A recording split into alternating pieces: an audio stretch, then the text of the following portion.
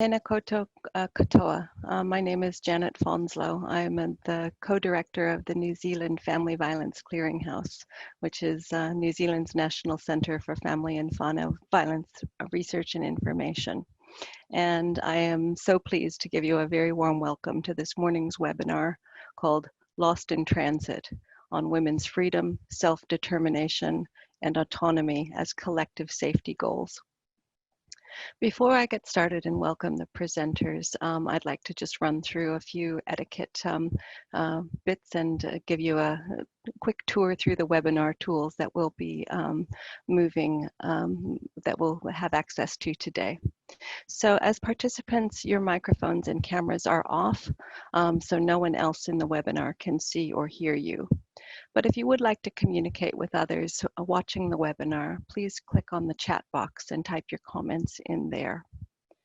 And also, if you're having technical problems with the presentation, please put a comment in the chat. And Nicola and Megan, also from the Family Violence Clearinghouse, will try and help you troubleshoot with that. Please note that if there are any comments that we do consider to be disrespectful or offensive, we do reserve the right to remove people from the webinar, and that is at our discretion. On the other side, if you are interested in asking any questions of either of our presenters, please use the Q&A box, and it really does help if you use that for questions that you'd like to direct to the presenters. And a final reminder that we will be recording this session, so it will be available to you and to others after. And we will email you the link for that probably at the end of the week once we've had a chance to do the final edit and polish on that. So there's no need to follow up with us about asking when the link will be available. Know that we will send that to you in due course.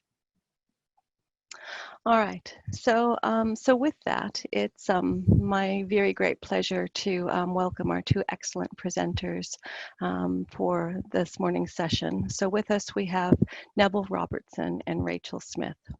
So Neville Robertson may be familiar to many of you who are logging on.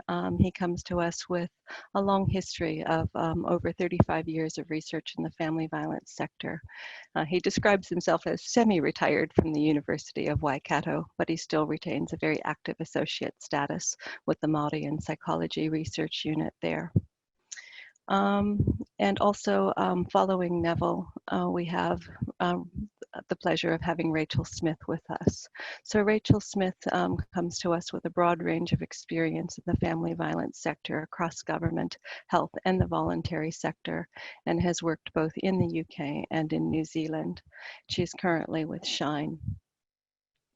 And I am delighted to have both of them here to speak to us on really important topics around women's freedom, self-determination, autonomy as collective safety goals. For me, it's a really important presentation because it's a good reminder of where we've been, the process, the journey that we've been on together, and also some of the aspirations about where we need to go in future. So with that, I will hand over to Neville, and he will get us started. Kia ora. Ko Opoki toku manga, ko Hakateri toku awa, ko Scots toku iwi, ko Robertson toku hapu, ko Alec Robertson toku matua, ko Dorothy Drummond toku whaia, ko Rosemary toku wahine. Tēnā koutou, tēnā koutou, tēnā koutou katoa. When I started out in this field 35 years ago, I thought we might see the end of violence against women in my lifetime. That's violence that affected my mother and my sisters. Frankly, I'm running out of time, and I'm beginning to wonder if my granddaughters will see the end of violence against women in their lifetimes. My starting point is that domestic violence against women is a human rights issue. It's about power and control. It's constituted by acts of oppression. perpetrated not by crazy, aberrant men, but by men like my father, who are too well socialized by a misogynist, patriarchal culture. A culture that prioritizes the interests of men and views women as, at best, second-class citizens. From this perspective, it seems to me that the goals of our domestic violence interventions need to go beyond physical safety. Our interventions must pay proper regard to women's right to enjoy the full benefits of citizenship, their right to be the authors of their own lives, to be agentic, to exercise their autonomy. So I am putting women's autonomy at the centre of my analysis.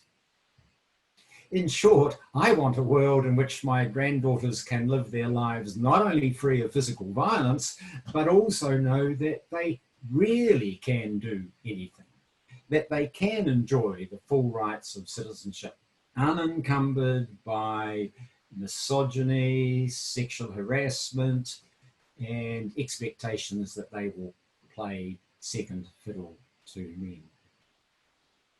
I want to start by looking backwards to see where we have come from.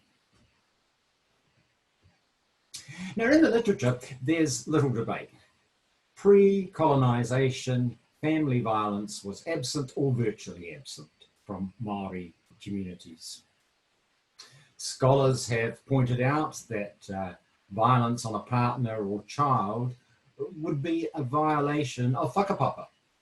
And why would you want to damage your own whakapapa? They've also pointed to a set of gender relationships based on complementarity and reciprocity, not on hierarchy. They've also pointed to the concept of te whare o te tangata. Why would you defile the literal and metaphorical house of the people? And they've pointed to the primacy of the whānau. Marriage did not sever ties with one's whānau. And if a whānau member was not being respected, then the whānau would step in. Things changed with the arrival of Pākehā settlers.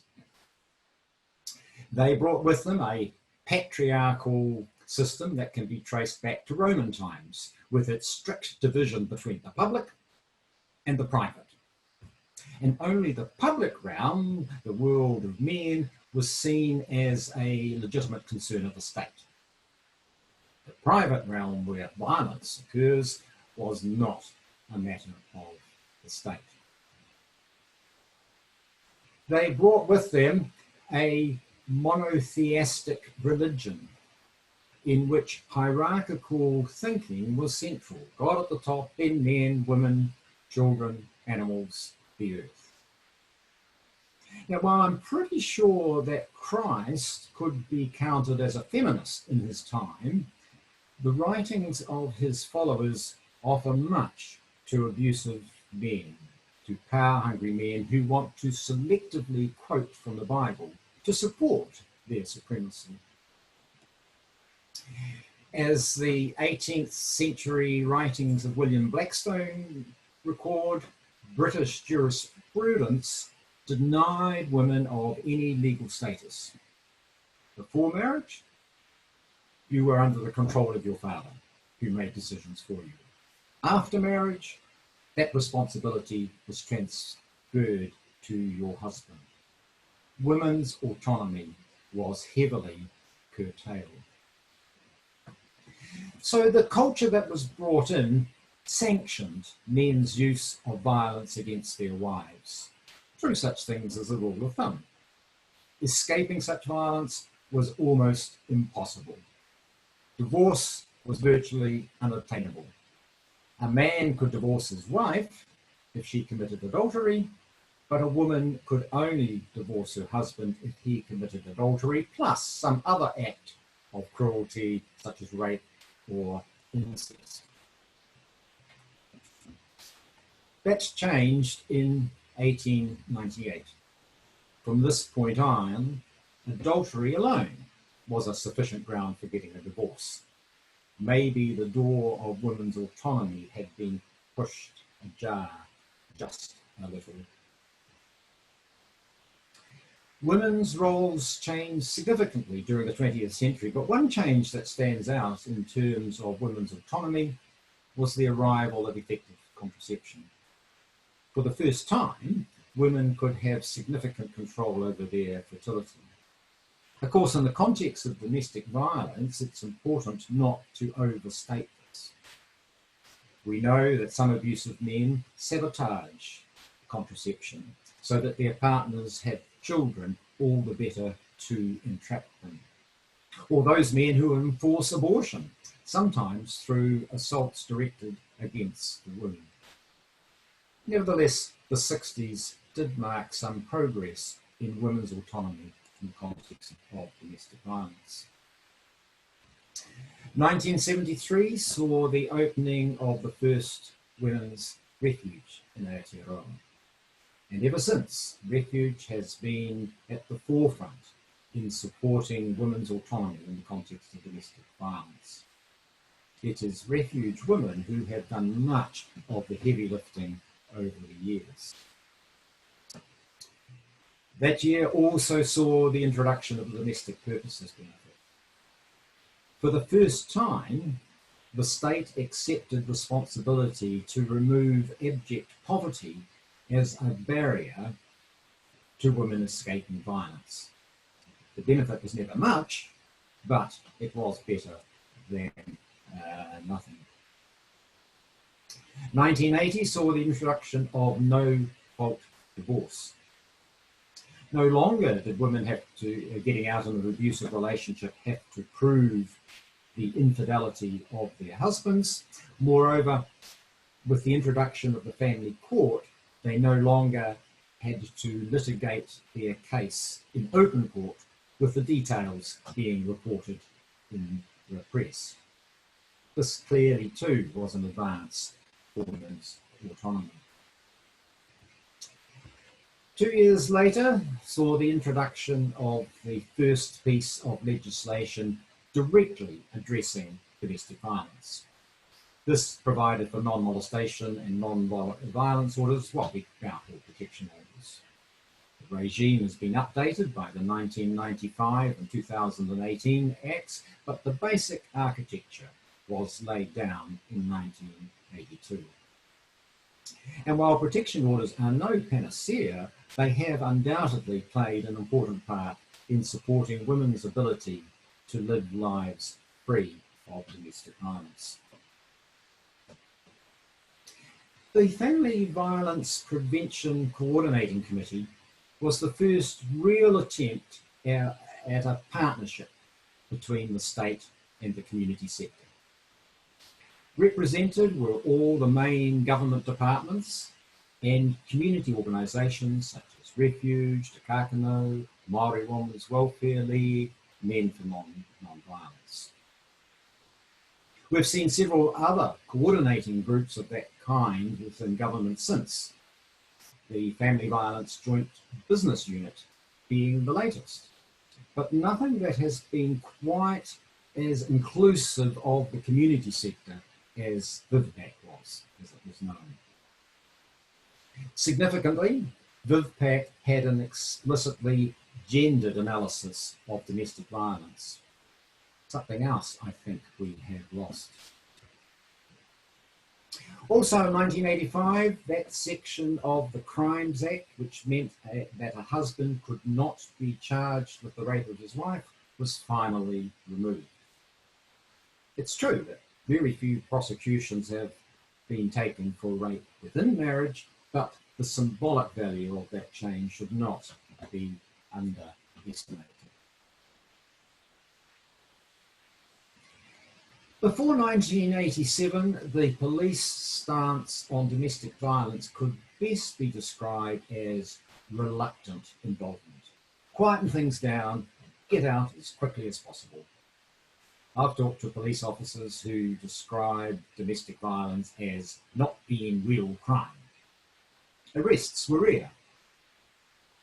Following a trial here in Aotearoa, led by Sergeant Greg Ford, a pro-arrest policy was adopted nationally in 1987. Police were expected to arrest if there was evidence of an assault without asking the victim, for the very good reason that asking her view would put her between a rock and a hard place. So it wasn't seen as limiting women's autonomy. Instead, it was a recognition that any choice in this situation was illusory. Women, however, were referred to women's refuge in what was one of the very first police NGO partnerships. The Hamilton Abuse Intervention Pilot Project was the child of the Family Violence Prevention Coordinating Committee. Like some more recent attempts at coordinating intervention, it involved both state and community agencies, and you may see in this diagram some of the pathways that operate today in other umbrellas such as the Integrated Service Response. However, I think there is a difference. At the heart of HAPE in its pilot phase was the very explicit mandate given to community-based advocates to monitor the response of the state agencies. If the agreed protocols were not followed, questions would be asked. If gaps were identified, procedures would be modified. And it worked. Women reported feeling safer than they had previously. We had evidence of men wanting to move out of town. And you could see why. At that time, national figures showed that only 60% of prosecutions for male assaults female resulted in conviction. In Aotearoa, that rate was above 90%. Significantly, during the pilot phase, not one woman whose testimony was needed in a defended case declined to give evidence. At a time when criminal justice systems across the world were being roundly criticised for their inadequate response to violence against women, we showed that it could actually be made to work tolerably well for women, that it could actually enhance their safety and autonomy. And in my mind, the key was in that community-based monitoring. The first government family violence policy, released in 1996, adopted much of the interagency philosophy, but sadly, the idea of a community-based monitoring has been lost in those other kinds of coordinating mechanisms that we have seen in subsequent years. This is not an intervention, it's a piece of research, but I conclude this because it's the first significant work on family violence from a Māori perspective. Not coincidentally, all the authors were associated with the Hamilton Abuse Intervention Project. For the first time, lessons from Te Ao Māori began to feature in conversations within the so-called mainstream. This predated the reports from the Māori Task Force on whānau violence. I would recommend all of these to people who are interested in this aspect of reform. This is the last point in my timeline. Again, it's not a service agency or a new form of intervention, or at least not directly, but I mention that because of the high quality forensic analysis it brings to such tragedies.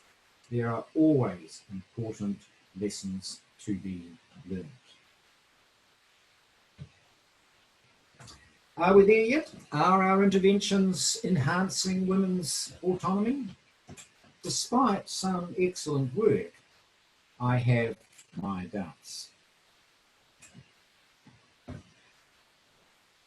Rightly, we have been concerned with women's safety, but Is that enough? After all, one way of being safe is to retreat behind a secure wall. It is in fact possible that our efforts to ensure safety have actually restricted women's autonomy. In my view, being caught up in the system as a battered woman with children is a full-time job.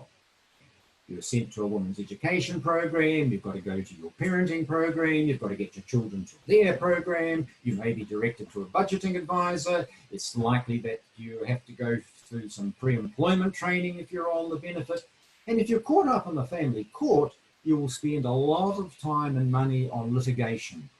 And at the end of it, you're likely to spend a lot of energy in ensuring that you make your children available for visits with the abuser, the very man you separated from, to protect the children. None of that is enhancing autonomy. Too often, the system takes over from the abuser in exercising power and control over his victim. By seeking outside intervention, too often her life becomes more constrained. Meanwhile, he's free to go his very way. If you go back to the witch hunts of the Middle Ages, you'll know that Western culture has a long history of regarding women as unreliable and possibly dangerous. Remember Freud? He had great difficulty in accepting women's accounts of abuse, so reconceptualized them as hysteria. Some of this continues today, and in the family court, it takes the form of accusations of parental alienation. We owe this to Richard Gardner, an American psychiatrist. A bit like Freud, he found it difficult to listen to women's accounts of their fears for their children should they be placed in the care of their abusive father. So like Freud, he invented a syndrome, parental alienation.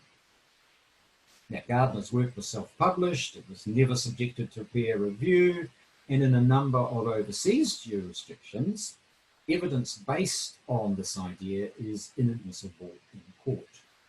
But Aotearoa, this sort of approach is widely used to discredit women's valid concerns about their children's safety.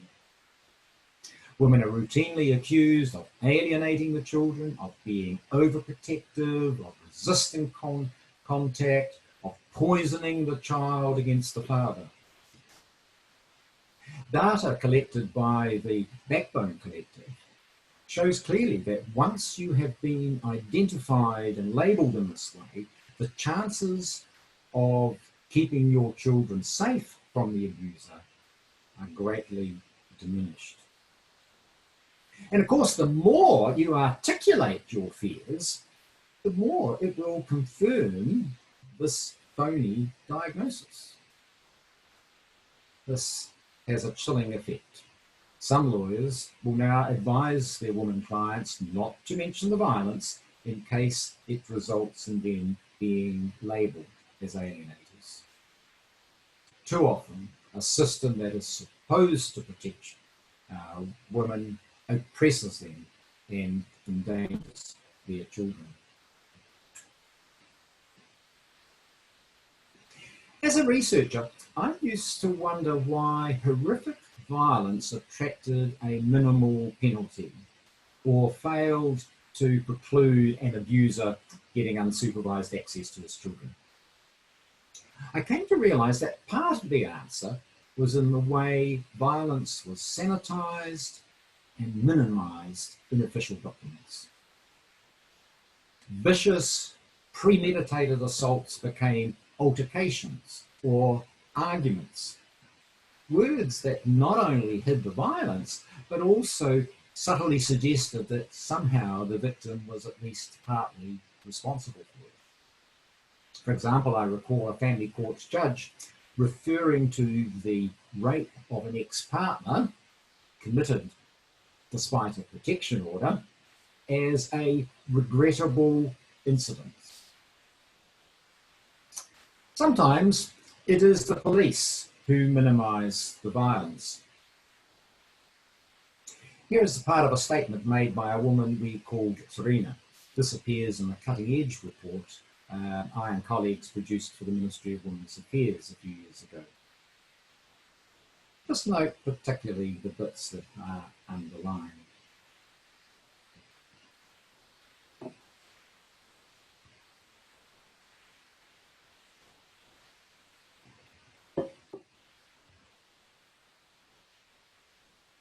And here is the summary of facts handed up to the sentencing judge. Look what's missing. Gone is the fact that Pera arrived home determined to exact punishment. A premeditated result is now an altercation for which Terina is apparently partly responsible. Gone is the fact that Pera has effectively imprisoned Terina. Remember, she told him that she was scared and wanted to leave, or for him to go out and crawl off. Gone is the fact that the baby has fallen on his head with the increased risk of brain damage that implies. Gone is the way Pera continued to yell at Terina while towering over her. Remember, she was sitting on the bed. That's replaced by the simple continuation of the argument. The slaps do appear, but gone is their deliberate, calculated nature. Both sides of the face, backhand and forehand. Gone is the daughter's terror and her cries, "Don't, Daddy." Instead, we are told simply that the children were traumatized. And gone is the threat that if Terina leaves, he'll shoot her and the kids. A threat Terina believes he is capable of carrying out. Last year, the Chief Victims Advisor released the results of a survey which showed that victims are highly dissatisfied with the justice system. Comparing these two accounts, it's easy to understand at least one reason that may be so. We're not making a good enough job of engaging abusive men. If they're convicted of an offence, they may be sent to a program. But if the context is child protection, we generally ignore them. For many years, our legislation has provided social workers with the ability to seek restraining orders against those who might harm children. It's an option that has almost never been used. Instead, we put all our attention on the mother. Meanwhile, the abuser swans off into the distance. For about 4 years, I was on a care and protection resource panel here in Aotearoa. In that quite short time, I saw the names of certain men appear on a second set of files. Having caused chaos with one woman and her children, they had moved on to latch onto another.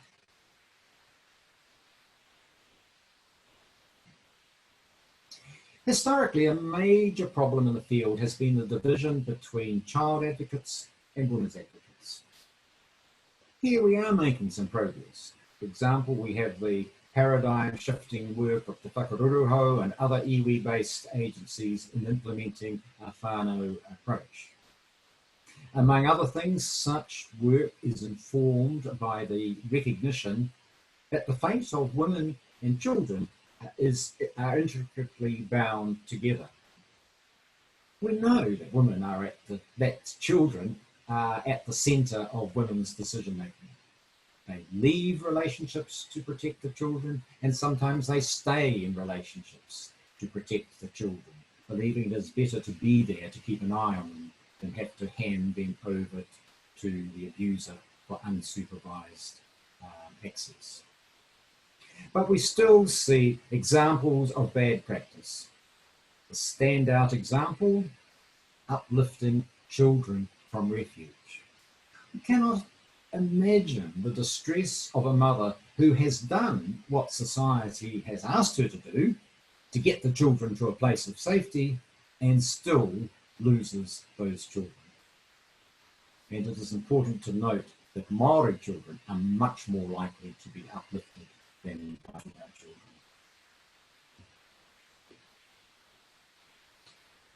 Over the last few years, I've been part of ethnic-specific studies of domestic violence and learnt about some of the barriers facing women from migrant and refugee communities who are experiencing domestic violence. Firstly, there are some very culture-specific issues to be faced. An example would be dowry abuse. There's a very good reason why this has been incorporated into the 2018 Act as a specific form of abuse. Secondly, because of these communities are often under the surveillance of the host community, women seeking help can be seen as bringing shame on their community. If they persevere, they may be ostracized from the community. Thirdly, women who do not have resident status are in a particularly vulnerable position. Typically, their ability to remain in the country depends upon the man who is abusing them. And in the worst cases, women are in effect deported by the abuser, who may then import a replacement. Migrant and refugee women are a badly underserved population. Most agencies lack the cultural competence to engage effectively with them, and the agencies which do have the competence are badly under-resourced. We need to do better. Finally, I want to go back where I started and look briefly at the big picture.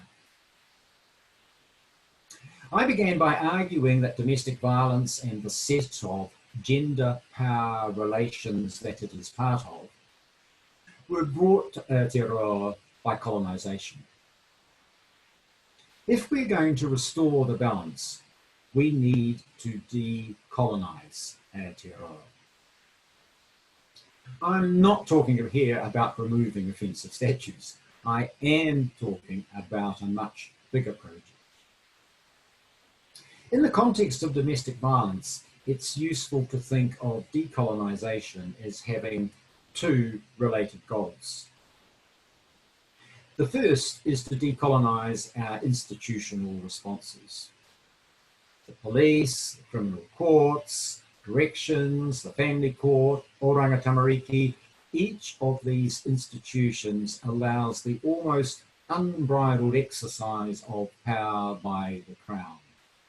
Each of them pose significant dangers to Māori family.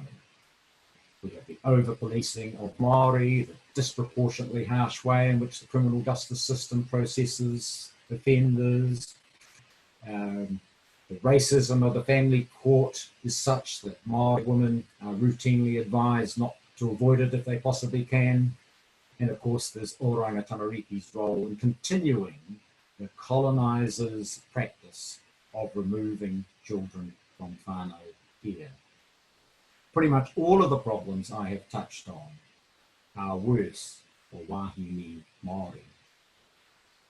We're making some baby steps towards reform, such things as marae justice, family group conferencing, the devolution of child protection powers to iwi, but even at their best, these fall short of the exercise of tino rangatiratanga as promised in the Te Whiti.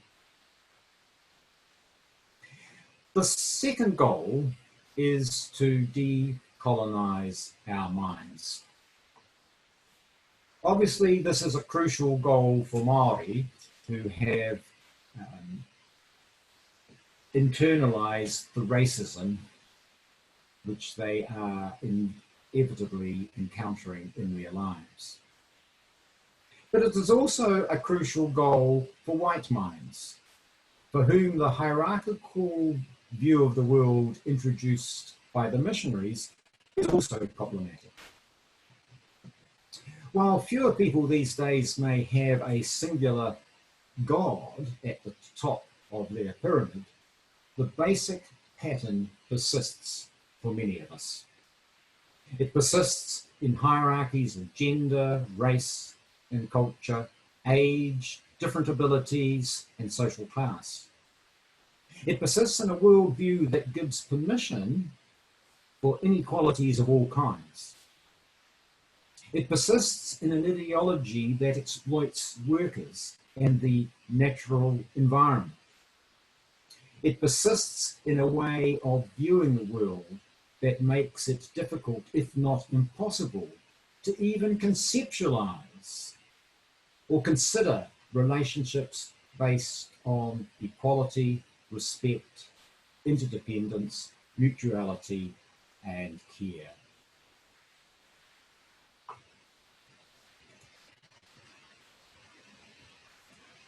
So are we there yet?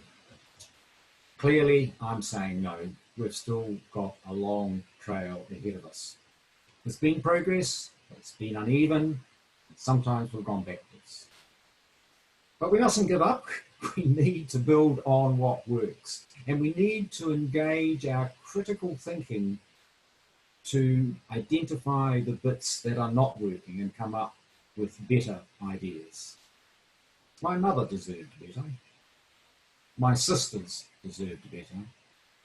My children and grandchildren deserve better. And I think you would want the very best for your children and grandchildren too. Kia ora.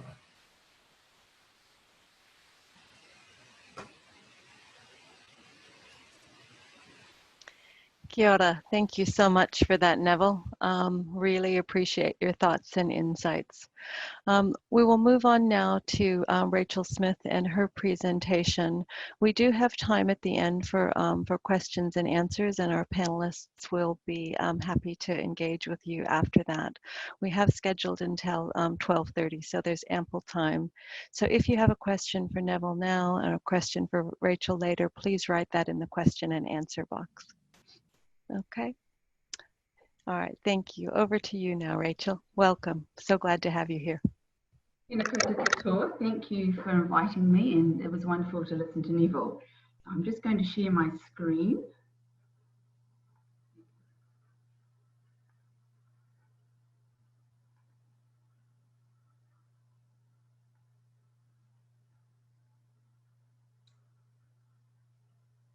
So I'm going to talk today, picking up from where Neville has left off, around are we really focused on a system which is enabling equity for all, and which has at its heart self-determination, whether we're talking about that individually or collectively.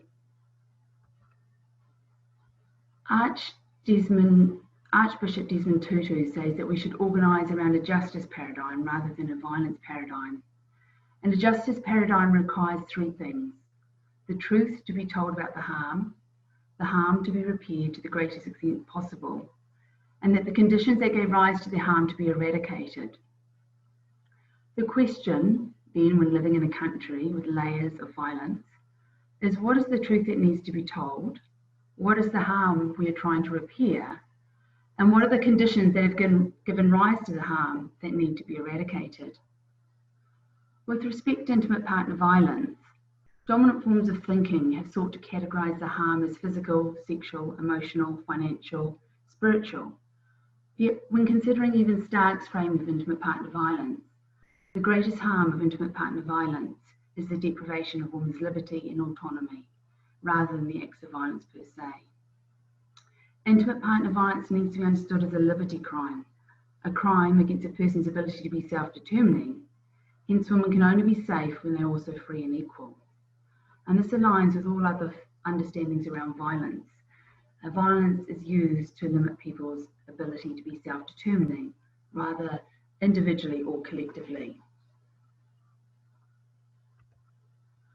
The challenge we have is that our systemic response to intimate partner violence has been focused on safety. And these configurations of safety have often come with time limits. and we've tended to conflate safety with a crisis intervention response. Yet to experience lasting safety and to be free, victims either need their abusive partner to stop using violence, or for the system to support and prevent him from being able to continue to use violence. Neither of these two safety options are readily available to victims.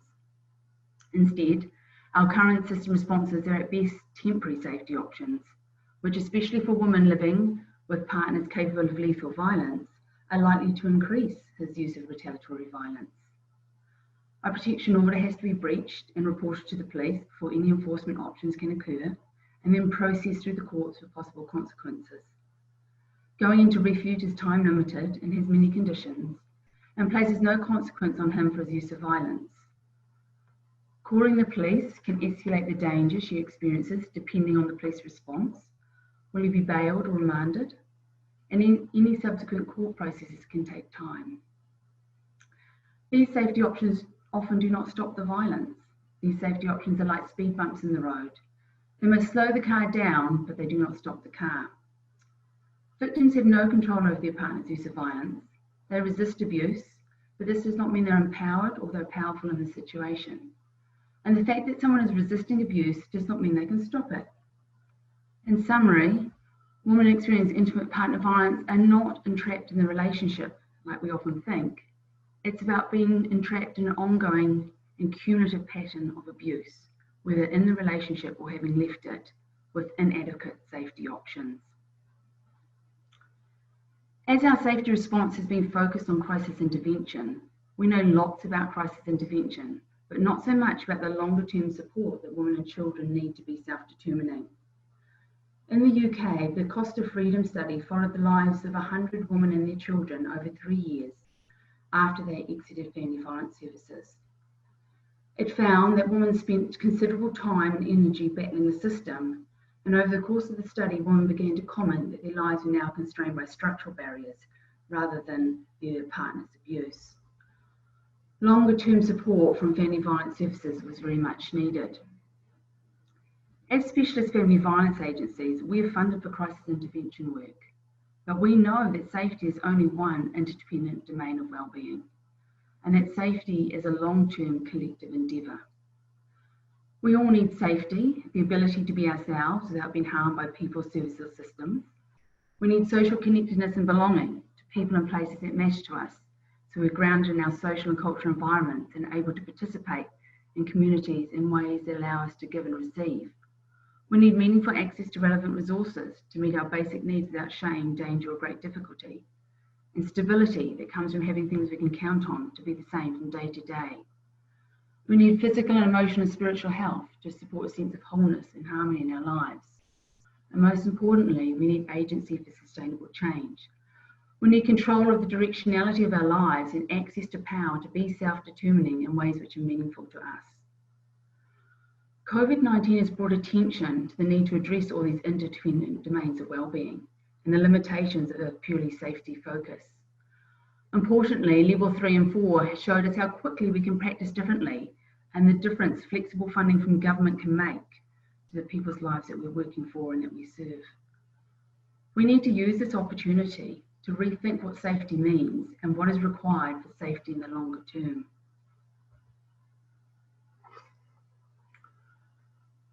We currently have very few ways of working with men in our system who use violence, and we desperately need to develop strategic responses which hold the dignity and safety of women and children at the centre when working with men to take responsibility for their violence, whilst maintaining the dignity and humanity of these men. We need justice strategies that are not just about increasing sentences, but which are focused on supporting victim safety in the longer term, and similarly, that work with men using violence in the longer term and are multifaceted and not simply punitive. But when we look at why women, what is preventing them from being free and self-determining, we need to look at all forms of safety. And often we have just focused on the abusive partner as the individual who's causing harm. But safety is not only about addressing the immediate physical safety of victims and their family and whānau from the person or people using violence. The concept of safety must also encompass the broader social context in which a victim may be experiencing harm, such as the harms of racism and other forms of oppression, At a fundamental level, safety must involve the disruption of all systems of harm. Denise Wilson and her colleagues in their research with Māori wahine use the term strategic entrapment to emphasise how Māori wahine are not only entrapped by their partner's violence and coercive control strategies, inadequate access to resources, but the ongoing effects of colonisation and the restructuring of the protective roles and functions of whānau and hapu. Systemic entrapment as it applies to whānau Māori must be cognizant of colonisation, its ongoing effects, historical trauma, and the contemporary social and economic disenfranchisement of whānau, tāne, and wahine. Their research found that the response of agencies can be more harmful and painful than the violence of the woman's male partners. A woman who had a court order served on her in respect of the baby in her belly was then left without any support. She said she was down like a dog, and none of the violence she'd experienced in her lifetime had ever left her in that state. Similarly, Ava Canyaredis, in her work interviewing African and Caribbean heritage British women about their experience of violence and abuse, conceptualised the multiple forms of violence, abuse and intrusion, gendered and racialised, as a continuum of oppression. This conceptualisation acknowledges the collective history and racialised legacy of sexual violence and the women's families and how the women's families and communities have endured, and how these collective and individual histories of multiple forms of violence and abuse are lived and felt and managed by these women. In short, the violence that many women are experiencing and the constraints around their space for action are far bigger than the actions of the individuals in their lives or their own individual decisions. They are to do with the inequitable structures in our society. The effects of colonisation and systemic oppression have been going on for a long time. We often talk about intergenerational trauma. So achieving safety and equitable outcomes will require sustained and explicit focus on the systems and structures and institutions that create and sustain structural inequities, rather than on the individuals that are most impacted. In the family violence sector, we know many of our social justice problems like racism, sexism overlapping, creating multiple forms of injustice. This is what we see in the lives of the women and the whānau that we work with. The question I have for general stream family violence organisations, such as myself and Shine, is how are we addressing historical privilege? What are we doing about racism in our own organisational responses? How are we being good allies to the anti-racist movement? We can no longer have responses that only look at single issues, gendered violence, and not looking at racial violence. I received an email in my inbox the other week from Respect titled From Warm Words to Meaningful Action. It was about the Home Truths report, which was undoing racism and delivering real diversity in the charity sector. The email from the CEO of Respect said, in the last month, Black Lives Matter movements across the globe have brought increased attention to the ongoing injustices, systemic racism and police violence against people of colour. These movements have encouraged us as individuals and organisations to have difficult conversations and to step up and assess how we might be part of the problem and how we can be part of the solution. At Respect, we're asking ourselves these difficult questions and addressing our own power and privilege. We've begun a process of reflecting on what we will do well and what we need to do better, and how we can ensure that Black and minoritised victims and survivors are at the centre of our work. This process is ongoing. It's about long-term changes in embedding racial equality and justice in what we do. These are questions we need to be asking in the family violence sector in Aotearoa as well.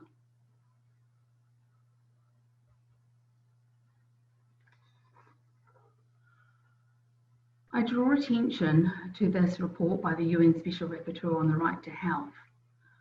And its focus is on mental health, but often when we're looking at complex social problems, we need to look at neighbouring problems to see how they've been addressed.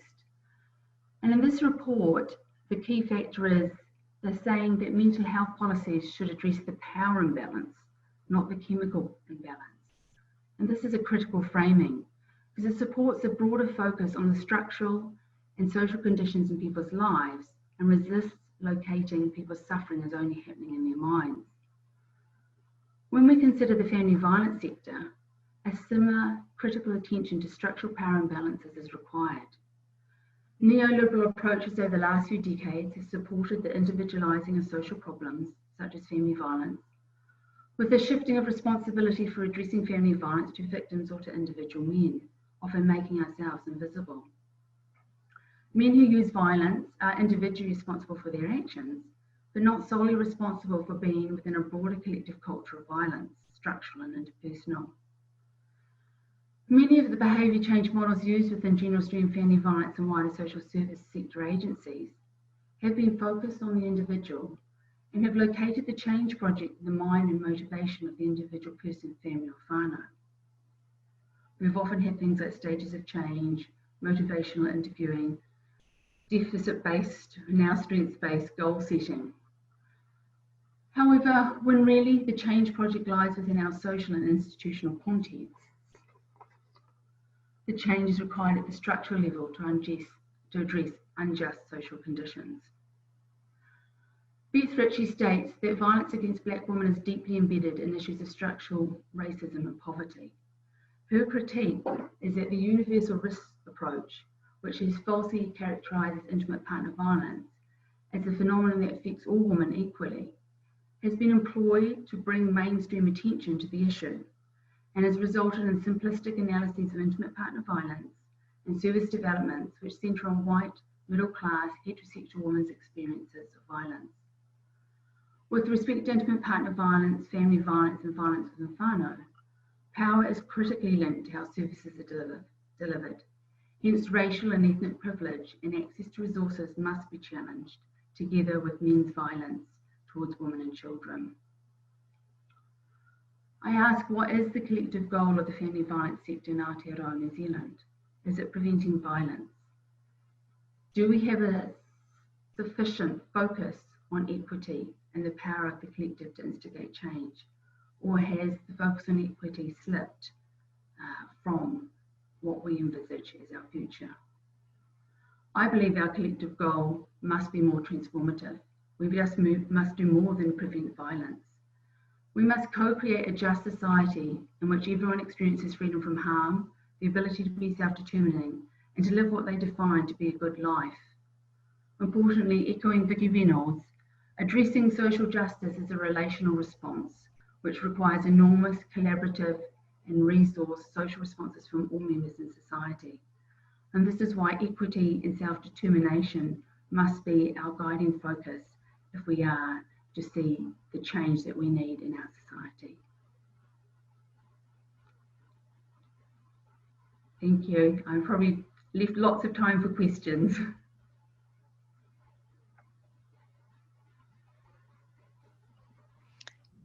That was great, Rachel. Thank you so much. And kia ora koutou to both of our presenters for fabulous presentations and fabulous reminders about how, while we often get busy in the day-to-day with what we do with individuals, actually we need to keep our focus higher. We need to keep our focus up on the structural issues and the underpinning issues. A couple of things I want to say just before we move into question and answer time. One is that Neville has raised some really important points about the understanding the history of this field and where we've been and what we've tried. And I know that Nicola has shared with you in the chat box a link for the New Zealand Family Violence Clearinghouse timeline. For others of you who are searching for it, it's on the Clearinghouse website under Our Work. And it will take you, if you look down to timeline, it will take you to a searchable timeline dating back to the 1800s, but it's searchable by decade, by government policy, by key groups, by research, and it will be shared. It will also be shared with you later. Both Rachel and Neville have also very kindly shared with us a list of many of the references that they've been working from as part of preparing their presentation. presentations. So I know that that will be made available to those of you who are participating in this webinar and those of you who are watching after, when we share the link for the recording on the Clearinghouse website. So people will be able to get access to all of that. And just before we move into questions from those who are joined us on the webinar, I can't resist one observation triggered by what both Rachel and Neville have been saying, which is really about that collective power and how a lot of the moves in to get refuge established in the 70s and in the early 70s and 80s were really off the back of that wave of the feminist movement. And as Rachel was referring to issues around Black Lives Matter and the collective movement around that one of the strands of research that's available to us, a fabulous article which we'll also share at the end of the presentation by some authors, Hatun and Weldon, who analyzed progressive policy change related to violence against women over 40 years, over 70 different countries. And their conclusion was that the major driver for a lot of that was countries with strong autonomous women's movements, which were really pushing what was happening at the legislative and the practice level. And I think for me that really speaks and resonates with what you both were saying. All right, I will move to questions. So excuse me, I'll need to pop into that box and find what our wonderful audience members have wished to ask about.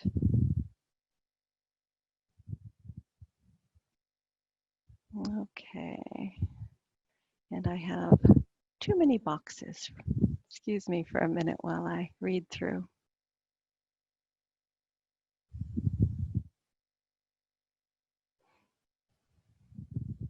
Oh, looking in the wrong box, sorry.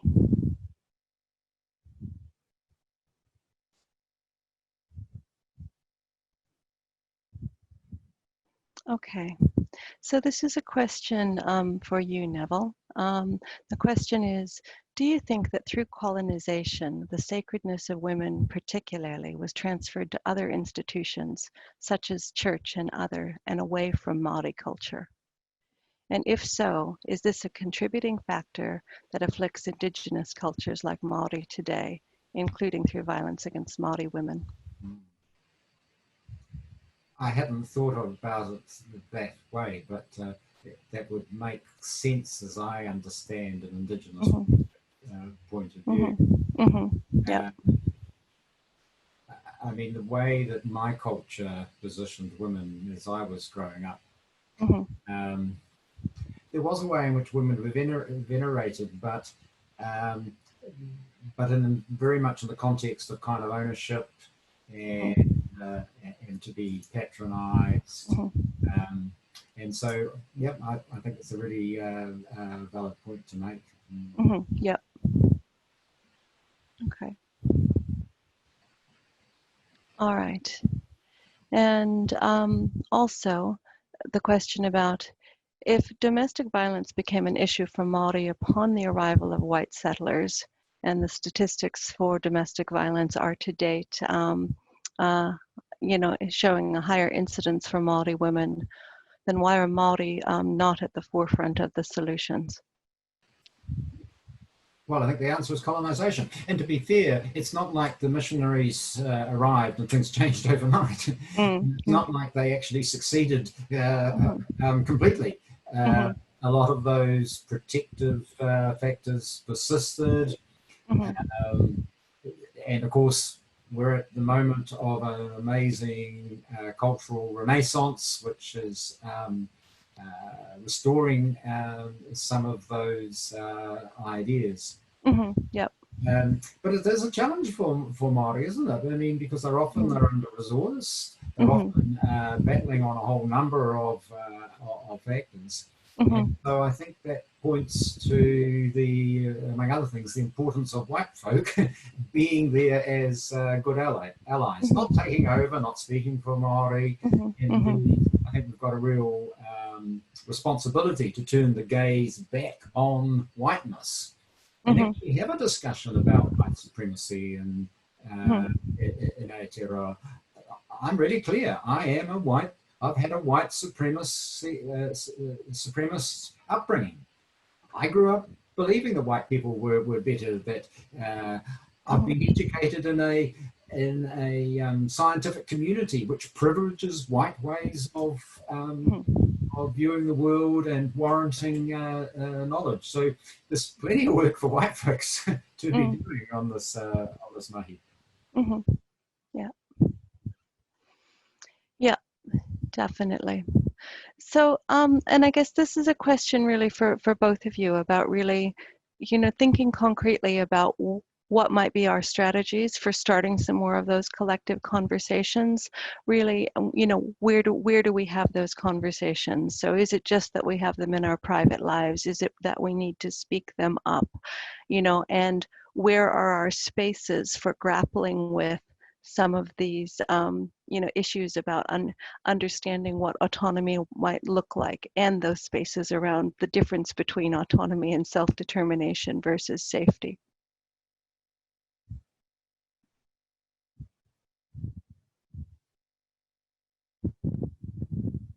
I think we need to be having these conversations in every part of our life. And so whether they're conversations we have with our colleagues, but we need to be having it as part of a national conversation. And picking up from what Neville had said, what I was trying to address in my talk was we haven't focused on historical privilege and the fact that we live in a society and a system that privileges Western ways of thinking, Western knowledge production, and what are termed interventions that work. And so I think the work is, the onus is on the Pākehā and General Street and Family Violence organisations to really consider actually how are we also addressing institutional racism, and how is this part of the work that we're doing. So if we are committed to ending violence, then we need to be committed to ending all forms of violence, and that needs to be clearly stated in the work we do. So I think they're not conversations to only have in one space. There's conversations we need to have in every space, because I believe in dialogic change. So if we can change the conversations that people have every day, no matter what space they're working in, then I think we have a greater chance of transformational change than we might from recommendations, because people are the system. So if we don't change our own thinking and others' thinking, we're not going to be able to stabilise these power imbalances. Yeah, I agree. I think there are lots of places. The other day I was walking across the park and soccer practice was underway. And I thought, this is great, because there were clearly as many girls, in fact, probably more girls than boys at soccer practice. And then at some point they broke into pairs to practice their dribbling skills. And here where I was walking, it was a young boy and a young girl were paired up together. Coach said, he said to this young boy, don't let yourself be beaten by a girl. So I thought, we really always have to be on that critical edge, thinking about what we're saying, encouraging each other to, reframe what we are doing. And so it's right across the board, isn't it? Yeah. Okay. Yeah. Lots of micro moments and macro moments. Absolutely. All right, so a few more questions have come in. So someone has asked, do you think there is a sexist view in court that children are better off with their mothers as opposed to their fathers? Yeah, I wouldn't have thought so. I think that if there is a default position in the minds of judges, it is that children need both parents. And I'm really in favour of active fathering. I think if it's one of the things that will help change the world if we have fathers in authentic, relationships with their kids, who are demonstrating different ways of being masculine, who are modeling respective behavior. So as a general principle, I think it's great to have fathers retaining that involvement with their kids, but they must be safe.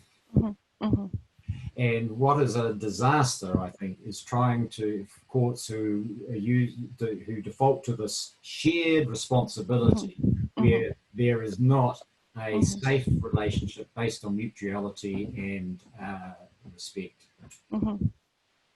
Yeah. Okay, great.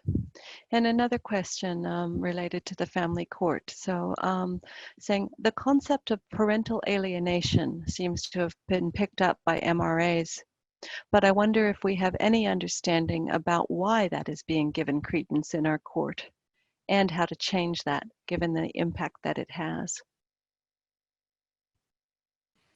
Well, I think it taps into a long history of finding women unreliable.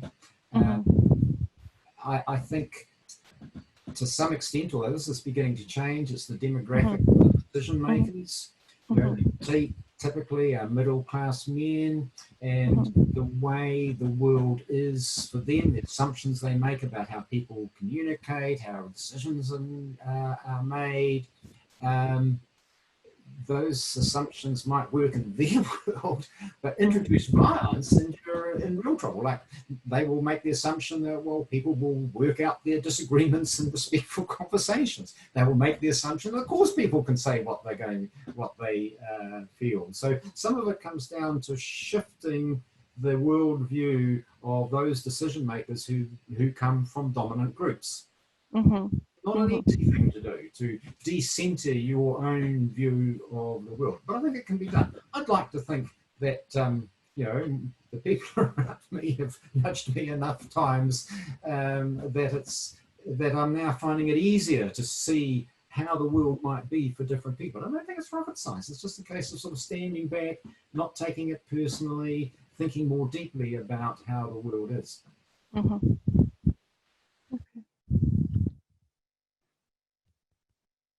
All right, and then for either of you, there's a question about, do either of you have any knowledge about what's currently being done to improve the family court system? Is there any work happening in that space?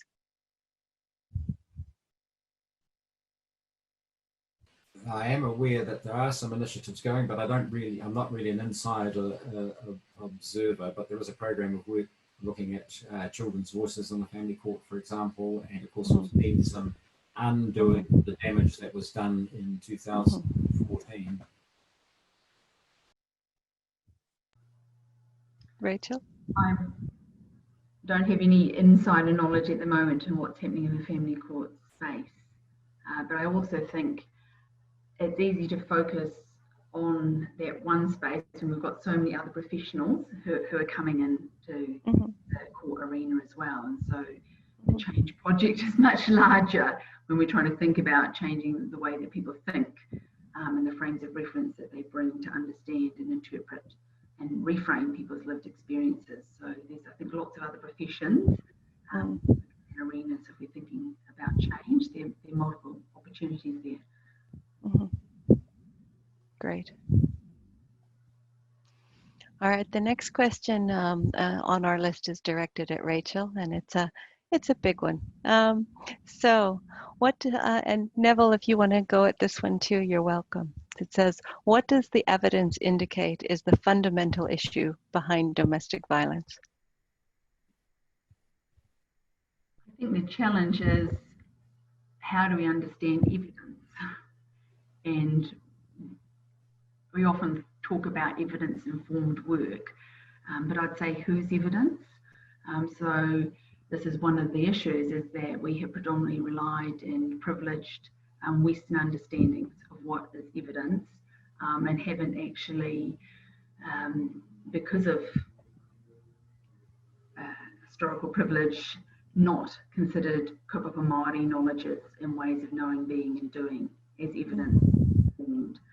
So there isn't one cause, and that's what we're talking about. There's intersectionality, so we know that there's multiple forms of violence and power operate in people's lives, and so I think that's what's coming through when we're looking at Denise Wilson and her colleagues' work, is that actually systemic racism is one of the key ways that Māori women are entrapped, not just by their partners, but by the systemic responses and the lack of acknowledgement of their lived experiences. So I don't think there's any one cause. We're living in a country that has layers of violence. So, the violence of colonisation, the violence of misogyny, homophobia, transphobia, which is all linked to misogyny. So, I think when we're going to search for one cause, then we get off track. There's the intersection of multiple forms of violence, and that looks different in different people's lives. So we need to have gender as one lens, but there are also other lenses when we're considering the causes of violence, and hence Neville's talk. When we're considering in Te Ao Māori, there wasn't this intergenerational histories of violence against wahine and tamariki like there have been within Western patriarchal genealogies and histories. Yeah, I think the nearest I get to a sort of something that's universal is that kind of hierarchical Western science-y kind of way of viewing the world. Because it's absolutely multifaceted. And, we've seen the links between racism, misogyny, environmental exploitation. One of the things I think is not nearly enough talked about is transphobia, and I think that's an area where some of our preventative efforts are actually counterproductive. A real man, and just actually unintentionally just reinforces some bad old gender dichotomies that are not that useful if we really want to move forward to a world where people are respected and engaged in their life journeys and free from some of this, some of these oppressive practices of various kinds. Yeah, our complex picture in our complex world. Yeah. All right, so there's another question for you, Neville, and particularly about systemic abuse toward women, particularly related to issues around immigration. And yeah, there's a lot of other detail, I think, but I think possibly the intersection with migrants and the migrant community and some of the challenges around the systemic abuse for them. If you have any further thoughts on that. Yeah, I wouldn't claim sort of any great expertise in that area, but if you think of violence against women, there's, among other things, about isolation, about a lack of support within communities. You can see why migrant women are facing particularly high barriers in certain communities. And of course, they're not just those communities, because within non-Māori communities, there are certain communities that there are somewhat similar kinds of dynamics. I remember interviewing a woman who was being abused by a husband who was a senior member of the church that the couple went to. And in many ways, she had some of the same kind of dynamics to face. And in the end, because the church was so collusive with them, leaving him meant being ostracized from the community. So it's those kinds of hierarchy, secrecy, isolation, and they play out in slightly different ways in different communities. And yeah, crikey, migrant and refugee communities, they are major things. Thank you for that. All right. So we've also had another question come in for either of you, which is really if you have thoughts about the interrelationship between violence and some of those other systems related around addiction, whether it's addiction to alcohol, tobacco, drugs, or other forms of addiction, and the intersection between those things.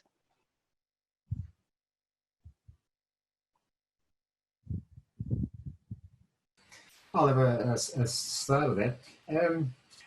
I think sometimes the importance of addiction and abusive chemicals, it can be overestimated, particularly with alcohol. Mm-hmm. A more nuanced view of alcohol and some of the research that's come out in the last few years, for example, is that alcohol can be a protective factor. I remember interviewing a woman whose partner was sometimes violent and aggressive at work.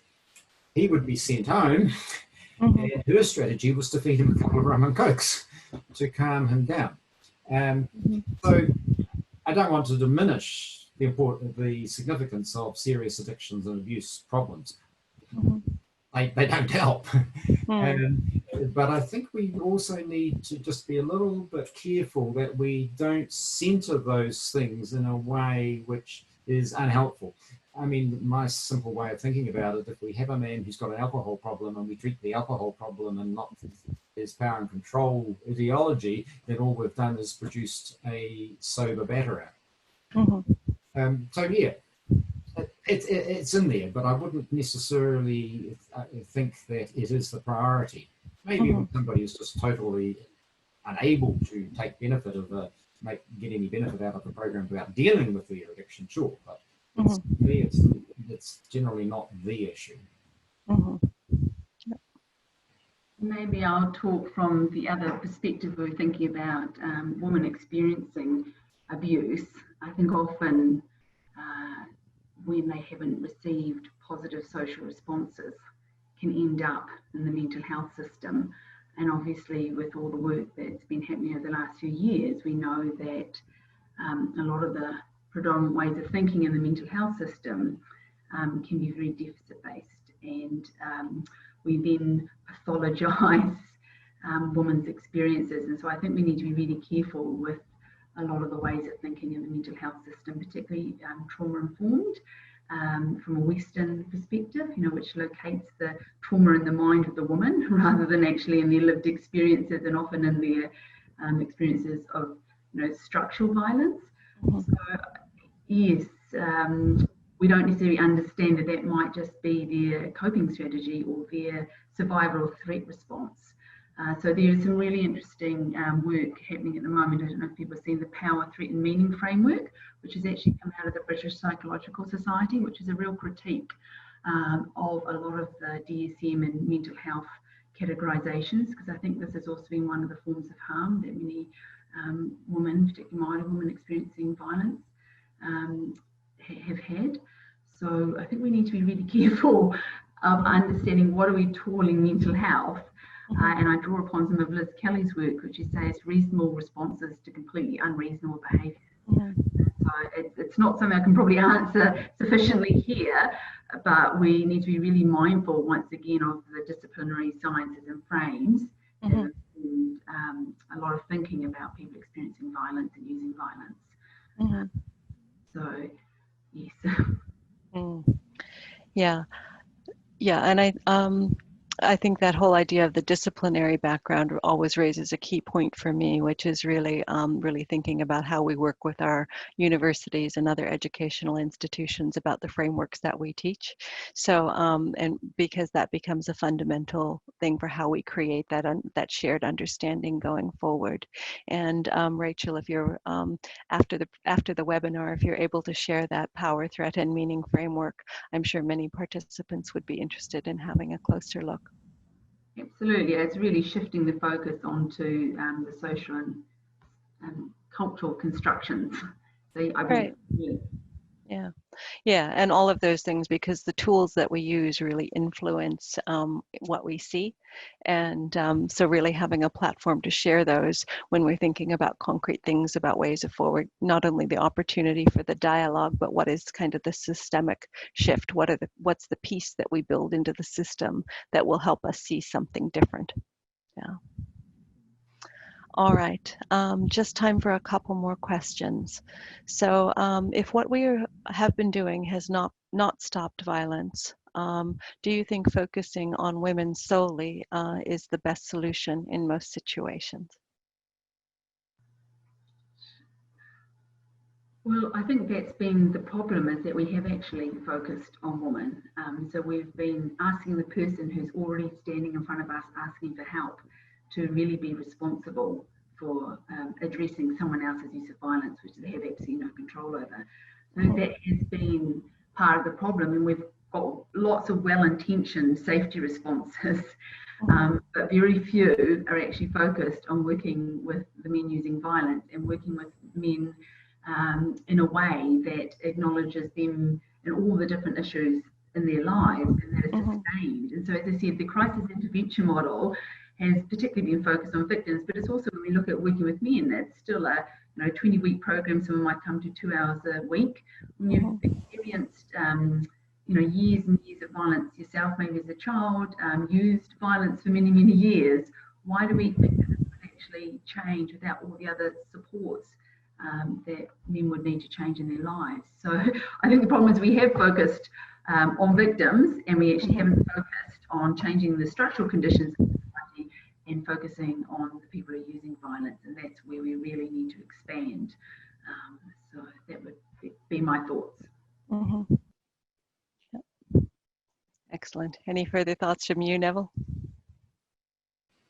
Well, I mean, I don't think any well-educated observer would say to end racism we need to do more work with people of colour. Why would we expect to end violence by working with women? Yeah. Yeah. All right. So this is our last one, because we're nearing the end of time, nearing the end of our time here, not the end of all time.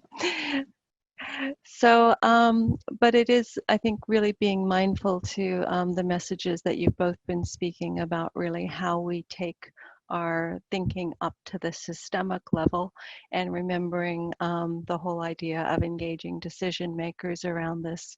So one of our participants has pointed out that it's election time, and politicians are of all colors and stripes are visiting around, asking what people think is important. So what do you think are the most important messages for us to say to them?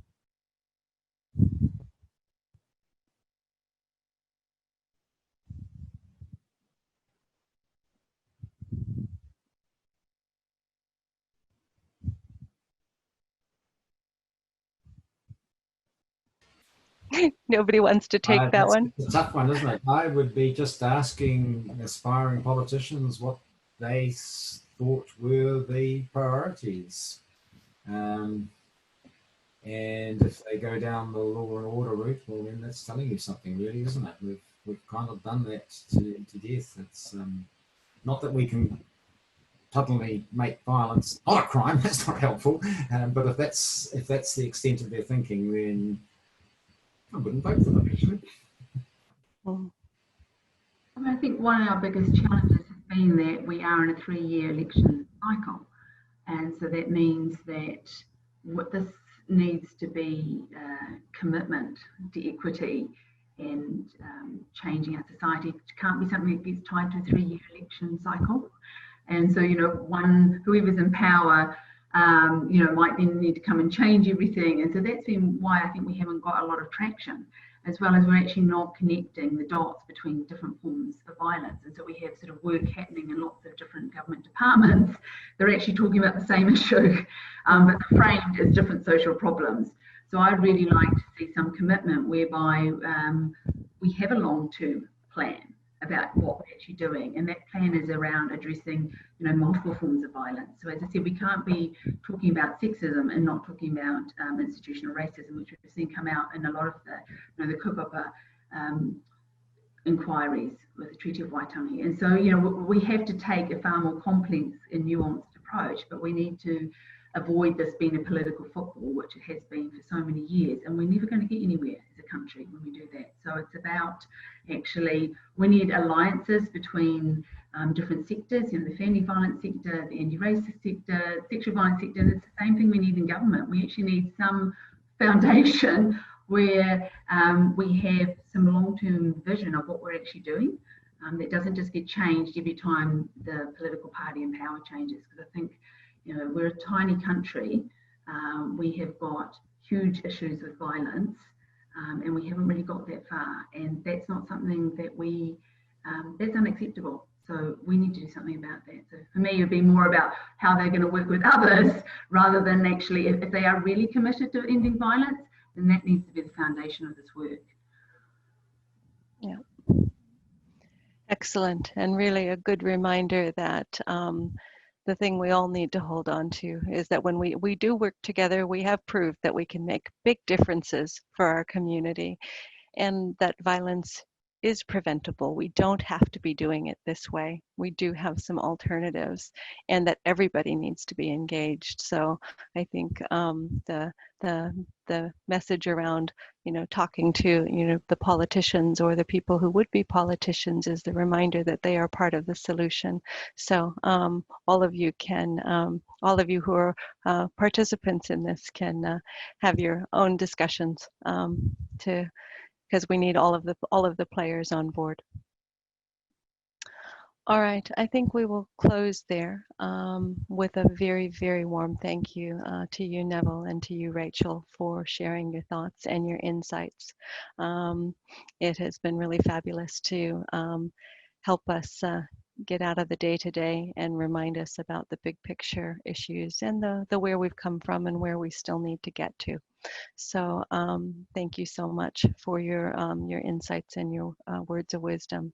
Thank you also to all of our attendees and the really good questions for helping us take that discussion further.